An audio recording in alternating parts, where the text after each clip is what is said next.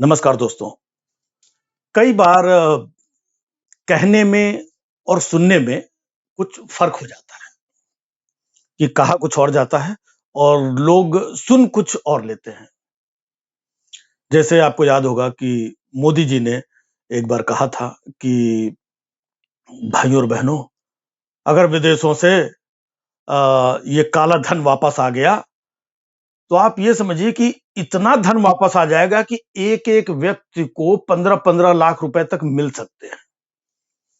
उन्होंने ये कहा था कि अगर विदेश से काला धन आ गया तो 15-15 लाख मिल सकते हैं। उन्होंने ये कभी नहीं कहा था कि हम 15-15 लाख आप लोगों को दे ही देंगे। लेकिन आज पूरे देश में लोग यही पूछते रहते हैं कि मोदी जी वो 15-15 लाख कहाँ है? तो कई बार कहने और सुनने में थोड़ा-सा फ़र्क हो जाता है। जैसे मोदी जी ने कहा था कि हम 2 करोड़ रोज़गार देंगे देश में।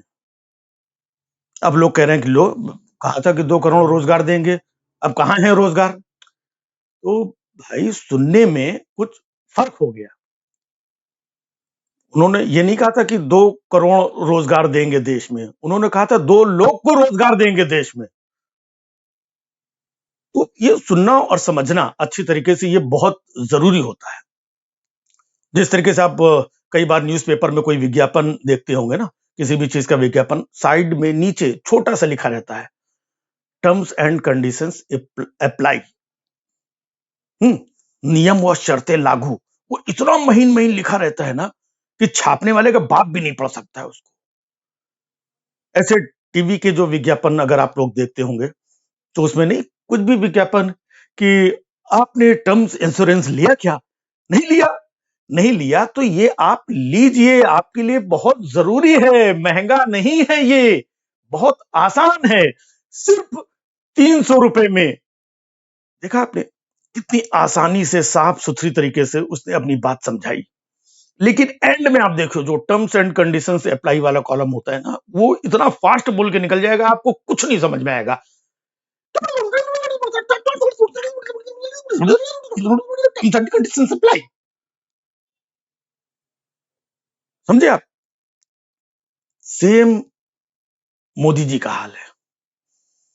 ये जो टर्म्स एंड कंडीशंस अप्लाई वाला मामला है ना, मोदी जी आप देखिए अलग-अलग राज्यों के चुनाव होते हैं, वहां पर जाते हैं, है ना? 20-20, 25-25, 30-30 रैलियां करते हैं, यूपी हो, बिहार हो, दूसरे राज्य हो, वहां जाएंगे कि भाइयों और बहनों, आप लोगों को रोजगार मिलना चाहिए कि नहीं मिलना चाहिए? ये पिछली सरकारों ने कुछ नहीं किया। आपको स्वास्थ्य सेवाएं मिलनी चाहिए कि नहीं मिलनी चाहिए? आपको सुरक्षा मिलनी चाहिए कि नहीं मिलनी चाहिए? हम वादा दिलाते हैं, हम आपके साथ खड़े हैं। आप लोगों को लगता है कि भाई मोदी जी अगर कह रहे हैं तो अच्छे ही कह रहे होंगे। लोग मोदी जी पे भरोसा करते हैं और मोदी जी पे भरोसा करके उस राज्य के जो भी चुनाव होते हैं, उस राज्य के लोग वोट उनको दे देते हैं और वहां पर राज्य सरकार बन जाती है और मोदी जी किसी को उठा करके वहां मुख्यमंत्री बना के फिर गायब हो जाते हैं। और जब उस राज्य में कोई संकट आता है, कोई तकलीफ आती है, मुसीबत आती है, महामारी आती है, तो लोगों को लगता है कि नहीं नहीं, मोदी जी को वोट दिया था, मोदी जी तो ऐसे समय पे आएंगे, वो बचाएंगे, कुछ ना कुछ हम लोगों की हेल्प करेंगे। लेकिन उस वक्त टर्म्स एंड कंडीशंस अप्लाई। ये राज्य सरकारों का मामला है। ये दवा, ये बेड, ये हॉस्पिटल, ये ऑक्सीजन, ये शमशान, ये लकड़ियां, ये आप लोग अपना अपना देखो, इससे मेरा कोई लेना देना नहीं है। टर्म्स एंड कंडीशंस अप्लाई, ये राज्य सरकारों का मामला है। क्योंकि उन राज्य में जहां पर ये चुनाव प्रचार करके आते हैं, लोग मोदी जी के नाम पे वोट देते हैं, वहां पे कोई सीएम का फेस भी नहीं होता है, बाद में किसी को उठा करके बिठा देते हैं और जब जरूरत पड़ती है तो टर्म्स एंड कंडीशंस अप्लाई की। हमारा मामला नहीं, ये सब राज्य सरकारों का मामला है। अब लोग घूमते रहते हैं, उनको लगता है कि यार हमने तो वोट मोदी जी को दिया था, ये राज्य सरकार का उनको पता ही नहीं, वही मोदी मोदी मोदी मोदी चलता रहता है। तो हमें बताना चाहिए, हमें उनको शिक्षित करना चाहिए कि ये राज्य सरकारों का मामला है, ये हमारा मामला नहीं है, हमारा मामला अलग है। चल रहा है उधर सेंट्रल विस्टा ठीक ठाक, मतलब हम उधर भी ध्यान देना है भाई, वो सेंट्रल का काम है, सेंट्रल विस्टा। ये राज्य सरकार हमको इधर-उधर ऑक्सीजन और चीजें और शमशान और लकड़ियां और शौच इधर तैर रहे हैं, उधर ये सब, उसमें हमको क्यों फंसा रहे हो? आप देख रहे हैं, हमेशा इस देश में बात होती है एकता की, हमेशा बात होती है राष्ट्रवाद की, लेकिन अब देखिए आप, बात तो राष्ट्रवाद की होती है, राष्ट्र ऐसे मौके पे कहीं दिख रहा है? और जो आदमी ऐसा कोई बोल दे तो उसके ऊपर ये देखो ऐसा, ये देशद्रोही, ये फलाना। अरे भैया, हमारा क्या किसी से लेना देना है? हम इसी देश के हैं।